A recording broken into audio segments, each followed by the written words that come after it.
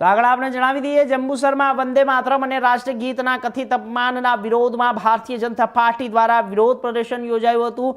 જંબુસરના કોટ દરવાજા ખાતે મોટી સંખ્યામાં ભાજપના કાર્યકર્તાઓ એકત્ર થયા હતા અને પ્રતિકાત્મક કેન્ડલ માર્ચ યોજી કાર્યકર્તાઓએ હાથમાં મીણબત્તીઓ પ્રગટાવી કોંગ્રેસ નેતાઓ સોનિયા ગાંધી અને રાહુલ ગાંધી અને મલ્લિકાર્જુન ખડગે વિરુદ્ધ આક્રોશ વ્યક્ત કર્યો અને આ દરમિયાન કાર્યકર્તાઓએ સૂત્રોચ્ચાર કરી વિરોધ નોંધાવ્યો। ભાજપના આગેવાનોએ જણાવ્યું કે વંદે માતરમ દેશની રાષ્ટ્રભાવના અને અસ્મિતાનું પ્રતીક છે અને તેના કથિત અપમાનને દેશવાસીઓ ચલાવી લેશે નહીં। સાથે જ નાગરિકોની રાષ્ટ્રભાવના સાથે એકજૂટ થઈને રાષ્ટ્રગીત અને વંદે માતરમનું સન્માન જાળવવાનો સંદેશ આપવામાં આવ્યો હતો।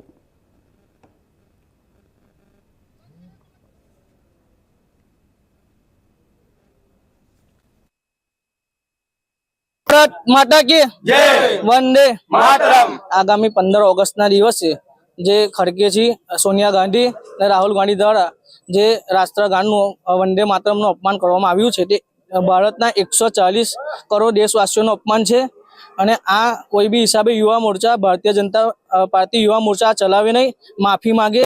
कोई भी हिसाबे माफी मांगे। राहुल तेरी तानाशाही नहीं चलेगी, नहीं चलेगी।